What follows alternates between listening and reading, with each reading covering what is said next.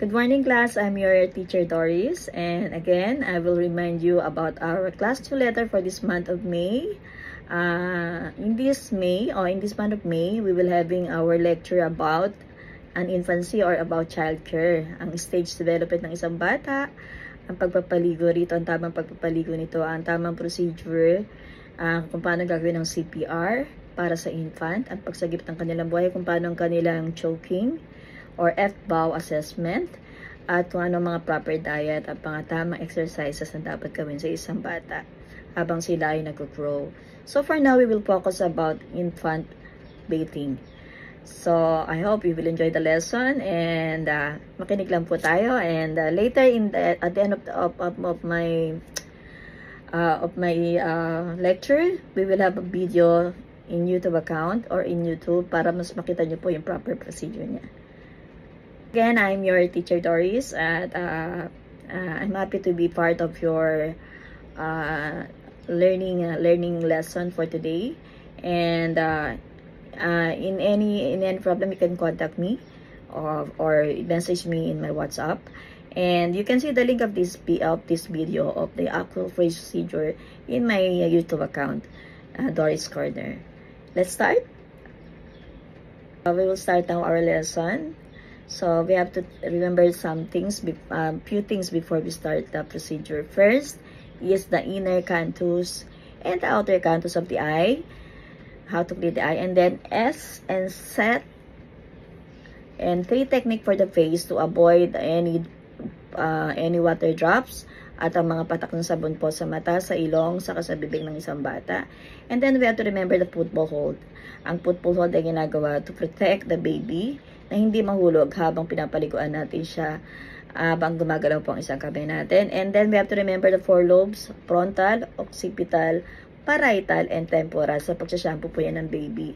Dapat din po natin tandaan ng mga daliri or interdigital or phalanges in medical terms. Ang inguinal area, pay attention po tayo doon para sa kanilang singit. And lagi po natin tatandaan na kung ang baby ay premature, we have to give them an oil bath para sa kanilang skin na masyado pang sensitive. To remember the upper and lower extremities. So this is the upper extremities and this is the lower extremities. From the midline po yun. We have to remember also the water. Temperature is 38.1 degrees Celsius. Ang temperature naman ng isang infant ay 36.5 to 37.5 degrees Celsius. Normal temperature po yun. And then gagawa po tayo ng meat para panghilod o pang pat-pat-pat sa baby habang nagpapaligo. We have to remember the protocol na cephalocaudal from head to toe, cleanest to dirtiest. Lagi po tayo magsisimula sa ulo pababa sa paa. At tatandaan po natin ang first 28 days ng buhay ng bata o ng buhay ng infant ay tinatawag na neonate. So first 28 days of life is neonate. And ang best place sa pagpapaligo is kitchen area.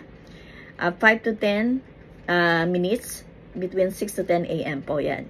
Yun po ang tatandaan natin. At ang fontanelle, pay attention sa bubunan po ng baby. Now, we have to do the procedure A. So, inform the parent about the procedure, turn off the aircon, close the door and windows, ensure proper lighting and provide privacy. Kailangan walang mga sagabal sa paligid. Check the temperature of the baby, 36.5 to 37.5. Assume hand washing or do the hand washing for the best sa pag-alis ng mga mikrobyo or ng germs. And remove all the accessories para hindi po natin ma-harmful yung skin ng baby. And gather all the materials, 2 basin, baby soap, baby shampoo, diaper, pamalit yan ng damit, meat, lotion, powder kung kailangan as needed. Kung yun ang advice ng isang parent o ng kanyang nurses o ng doktor. So, we have to always consult them first before tayo mag-apply ng kung ano-ano mga brand sa kutis ng bata kasi baka allergy siya or baka hindi naman necessary. Again, we always have to ask. Sa step B, so ito na po yung actual procedure. So, kailangan na natin i-remove yung clothing ni baby and then wipe, clean and pat dry the eyes starting to S and set it at inner canthus to outer canthus. After na eyes, sunod na po natin ng face, S, set and 3 technique. Clean the upper outer part of the ear. After ng mata, mukha, punta na tayo sa ear. And then using the football hold, gawin na natin pag-shampoo ni baby using our finger pads from frontal to occipital to parietal to temporal. Finger pads po avoid using your fingernails. So, kung kayo ay caregiver, make sure na wala po kayong kuko o maiksi po ang inyong kuko para hindi kayo nakakasugat ng skin ng pasyente nyo. Ayan. And then, papunta na po tayo sa kanilang mga upper extremities. Pag shampoo, ilalapag unin natin si baby sa lapag, sa infant sa lapag. And then, gagawin na natin ang kanyang skin fold sa kanyang leg. Pay attention sa mga skin fold kasi andyan po yung mga ng gatas at mga libag-libag. And then, itatalikod natin siya para gawin ang likod niya. And then, tayhaya uli para naman sa kanyang aksilya o kanyang kilikili. And then, ang kanyang mga daliri. O tinatawag natin phalanges or interdigital. And then, ano na naman natin yung, tatanggalin na natin yung kanyang diaper para naman i-ready na siya sa paggawa sa paglinis ng kanyang genitalia. Remember na hindi muna natin siya tinanggal kasi baka maiyan niya tayo during the procedure, during the shampooing, and during sa So, pag sinimulan na natin yung ilapag sa lapag at nanggawa na natin upper extremity, saka lang natin tatanggalin ang kanyang diaper for the genitalia or paglinis ng kanilang fiber part o ng kanyang fiber part. Sa genitalia po, paglinis sa genitalia, kung babae po ang infant, gagamit po tayo ng 7 cotton balls. So, mahati po siya sa 7 section. Sa middle, 3 sa kaliwa, 3 sa kanan. So, lagi po natin tatandaan na ang middle ay ang mons pubis. Sa 3 naman po, may inguinal area, singit. May labia majora yung bungad. May labia minora yung pinaka-sulok na po ng papunta sa gitna ng So, ganun din po mangyayari sa kabila. So, lagi tatandaan, mons pubis to inguinal area, L po, L po tayo, tapon ng bulak.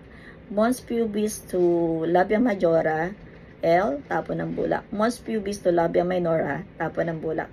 Ganun din po ang gagawin natin sa kaliwang part. Mons pubis to labia inguinal area, to labia majora, mons pubis to inguinal, to labia minora.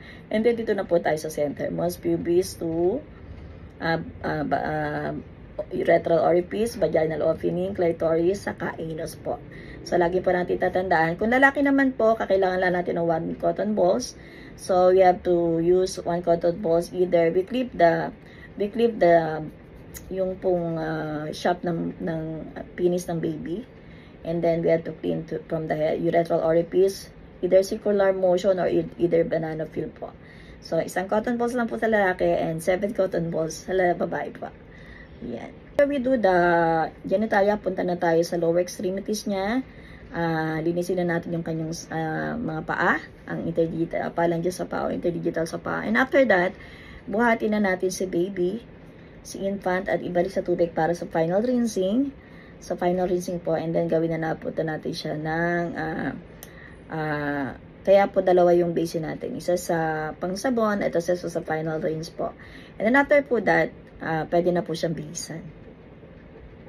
Bibisan na po natin si baby and kung kailangan ng infant massage, gaya lang moon and back na tinatawag para sa kabag and then sa kanyang mga hita, especially sa kanyang legs, kailangan po natin siyang palakasin. So make sure that after the bathing ng 5 to 10 minutes, 6 to 10 a.m. in the morning, gagawin na natin ang mga infant massage for her strength, for the bone strength and for the muscle strength. After that, dadako na po tayo sa C or aftercare procedure. Kailangan nating linisin lahat ng reusable materials at itabi ito kung sa kanilang kinilalagyan. Ang mga disposable naman ay kailangan itapon sa mga gaya ng diaper. Kailangan itapon sa tamang lagayan.